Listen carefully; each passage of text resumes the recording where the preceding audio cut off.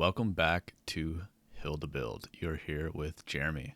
Thank you to everyone who subscribed and liked and watched my video so far. I super appreciate it. You guys are helping to move this channel, push forward, giving me motivation. And yeah, I really appreciate you guys, so thank you. Let's jump right into the build. So I had some dowel. This is most likely pine. It was not balsa. Balsa is easy to scratch up. You could use a wire brush or something similar, but I used my Dremel. Don't try that at home. It can be pretty dangerous. I use various heads of the Dremel to scratch up the surface. I like the way it turned out. And then I'm using, this is coconut fiber. This is meant for baskets, hanger baskets for flowers. You can find this at hardware stores. I'm using it.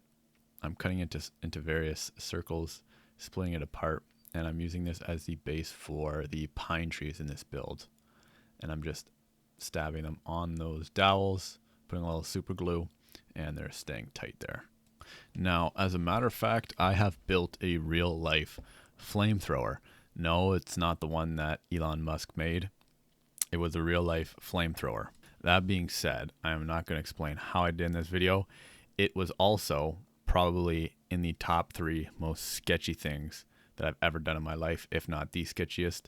It was super dangerous, so I'm not going to explain the details. Don't build a flamethrower. I actually forgot that I did it, but when I was doing this build, I remembered that I did. And I realized, I think fully, how dangerous that really was. For this build, I am using parts from other builds that I've done on this channel. If you like this video so far, you can check out my other mech build that you'll see in the top right hand corner. I'm using parts from that build in this, from the ATM6 build and the other mech. So all the bits are being used here.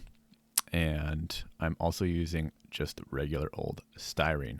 This is thin styrene. I also glued 2 sheets of it together, so I had a thicker styrene to work with. Styrene is pretty, it can be fun to work with at times and also irritating, but as you can see, it's pretty easy to cut it with a knife, so I was able to shave it, and you'll see later bend it too. I am also becoming a advocate for using the sprues in builds when you can, and with these mech builds I've been able to use these sprues a lot, which is pretty cool because I don't know what it is, but it just seems like such a waste when you get those models and you get the sprue and you cut them off the sprue, and then you're like, what can I do with this sprue? Well, really, most of the time you can't really do anything unless you're doing scratch building like this or have some type of very specific part that you need to make. All I'm doing right now is assembling the skeleton for the body, you could say, using those sprues, super glue, and some accelerator to get those legs down and form the skeleton of the mech. And once that's done, I'm using just regular old styrene to make the shell. The intention for this build was not to make it look like a frog, but as I was building it, I realized that it did have frog vibes. Very strong frog vibes. It is what it is. Once the skeleton and muscles kind of were put into place, a lot of the detail was being added. And for the detail, it was essentially just bits and pieces super glued on around the body. They always seem to kind of look out of place, those bits on top of the body, especially when they're all different colors from different kits. But once you prime it, it really brings everything together. So I always kind of worry, but I always find it comes together. Then it was on to the flamethrower barrel. For this, again, it was just styrene, totally scratch built, using some styrene rod to make the barrel for the flamethrower. I did not use any reference pictures for the flamethrower, but this thing is a aluminum tube, and I'm using it as kind of the heat shield for the flamethrower. Does that really make sense at all? I don't know, maybe.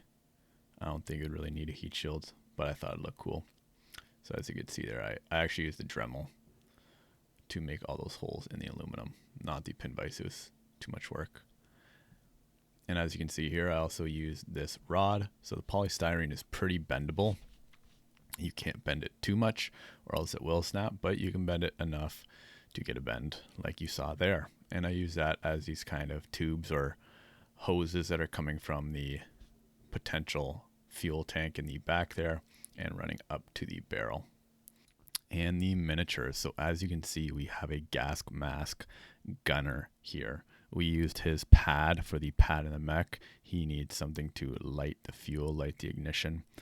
And yeah, these guys are cool. I was looking around for miniatures that I wanted. I was looking for gas mask miniatures at the store and I couldn't find anything, so I ended up having to 3D print them. These miniatures are great. There are a ton of them and I plan to use a lot of the other ones in future builds. These are from a company called Station Forge, and again, I'll link them down in the description, but they're very cool. The quality is nice. I just really like these miniatures, so you'll be seeing more of them, and they are the evil faction in this Europa Diesel Mech Universe. I don't know. That's a mystery for now. I guess we'll see what else they do in this universe to determine whether they're good or bad. Back to the build, we painted the mech just some silver with some red accents because, of course, it's a flamethrower mech. The base, I glued 2 bases together, and I'm using some construction adhesive here to put a piece of wood over top. That thing is not going anywhere. Construction adhesive is super strong. Laying out where I'm putting the wires for this guy, and back to the trees. So I spray painted the trees with a brown just all over, even the trunk. And once I was done, I clipped off anything too wiry. I put some spray adhesive on it, and then I took this blended moss. This is moss that you'll find at the dollar store, something similar. I have a bunch of blended moss, pre-blended, and I'm sprinkling this onto the spray adhesive. I'm doing this a couple times. The trees are definitely not perfect yet, but I'm going to place them down anyways. And once they're down, I'm hitting them with some glue water mixture, sprinkling some blended turf on top to give them a little more of a highlight, a little more finer needles, and then brown paint and glue are going down as a base just underneath the peat moss, which I'm going to sprinkle on and then also seal in. Peat moss, I find, is a fantastic ground cover for forest. It is very cheap. You can get it in big bags. I got a big bag of it for $7 or $8 off Amazon. And the snow is Mod Podge and PVA. Of course, it is winter, so we have to do another winter mech build. And once I place the mech down onto the build, I am going to solder the LED on. As you can see, the LED, it's one of those flexible LEDs, so I kind of wound it around my copper wire. And if you're wondering, that is enameled copper wire, so it provides enough stability to hold the LED and shoot out, and it just works for this build. I'm going to take the blanket snow that you'll find for Christmas villages and use it to make the flame, highlight the pine trees, and paint the gunner, the flamethrower gunner. So he's going to get some red accents. Kind of like how in Star Wars, different clone troopers have different color armor based on what they do. This guy is going to have some red armor because he is a flamethrower mech driver.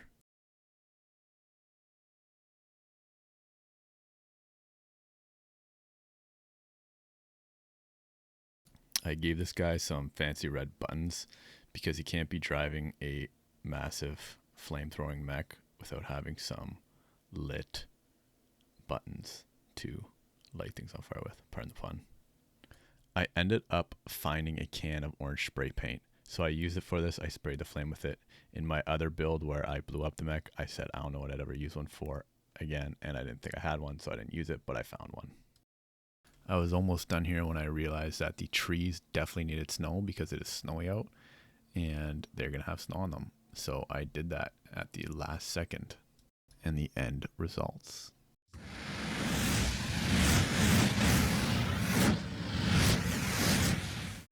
If you have enjoyed this build, if you want to see more builds like this, hit that like and subscribe I super appreciate you guys, and I will see you in the next one.